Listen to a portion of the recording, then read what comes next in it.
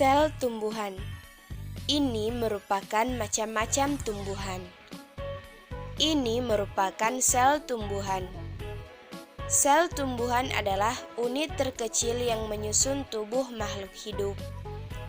Dalam beberapa teori, terdapat dua ilmuwan yang mengemukakan bahwa sel adalah unit struktural dan fungsional terkecil dari semua makhluk hidup.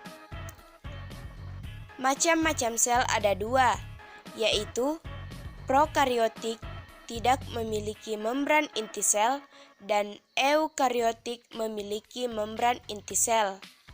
Tumbuhan sendiri termasuk ke dalam sel eukariotik karena telah memiliki membran inti sel yang disebut dengan nukleus.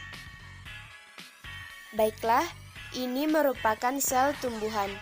Pada sel tumbuhan terdapat dinding sel. Dinding sel adalah lapisan luar sel yang kaku dan keras. Fungsi dinding sel adalah untuk menjaga bentuk sel dan membatasi ukuran sel agar tidak terlalu besar. Kemudian, membran sel. Membran sel adalah lapisan luar sel yang tersusun atas senyawa lipoprotein.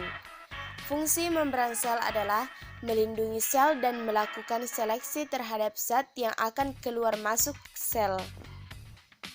Plasmodesmata. Plasmodesmata adalah saluran sempit pada dinding sel tumbuhan yang menjadi jembatan antar sel yang bersebelahan untuk kepentingan komunikasi dan transportasi bahan antar sel. Sitoskeleton. Sitoskeleton adalah jaring protein yang menjadi kerangka sel untuk mendukung struktur dan aktivitas dalam sel. Kemudian vesikel bermembran. Vesikel bermembran adalah ruang pada sel yang dikelilingi membran sel. Fungsi vesikel bermembran adalah sebagai tempat penyimpanan makanan. Retikulum endoplasma halus. Retikulum endoplasma halus adalah jaringan membran dalam bentuk tubulus yang permukaannya tidak diselimuti ribosom.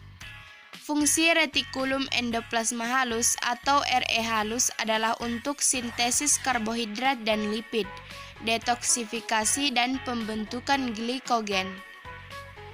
Ribosom. Ribosom adalah organel berukuran kecil dan padat yang menjadi tempat utama sintesis protein.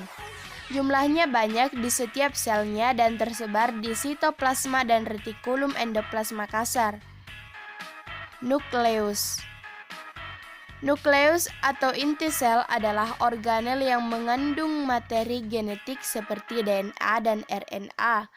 Fungsi inti sel adalah untuk mengatur seluruh aktivitas sel dengan mengatur ekspresi gen. Berdasarkan gambar di atas, nukleus terdiri dari polinukleus, selubung nukleus, dan nukleolus. Retikulum endoplasma kasar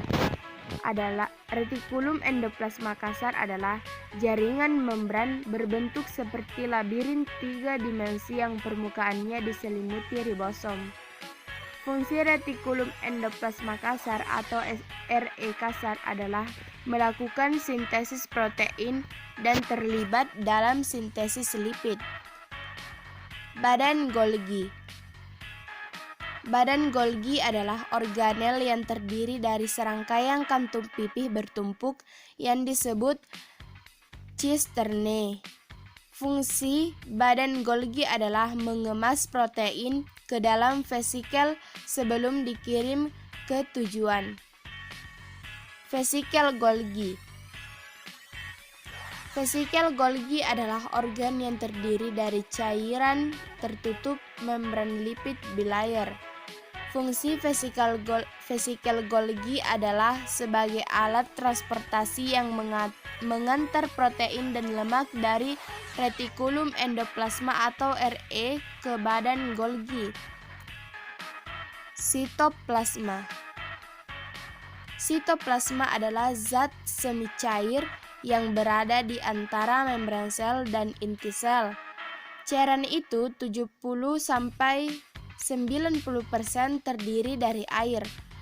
Fungsi sitoplasma adalah sebagai tempat terjadinya berbagai reaksi di dalam sel. Peroksisom. Peroksisom adalah organel tertutup membran lipid tunggal yang mengandung protein reseptor. Fungsi peroksisom adalah untuk metabolisme lemak, asam amino, dan biosintesis plasminogen. Mitokondria. Mitokondria adalah organel yang menjadi tempat berlangsungnya respirasi sel untuk menghasilkan energi dalam bentuk ATP. Vakuola. Vakuola adalah organel berupa rongga yang berisi cairan dan diselimuti selaput membran yang disebut tonoplas. Fungsi vakuola adalah untuk menjaga keseimbangan cairan dalam sel.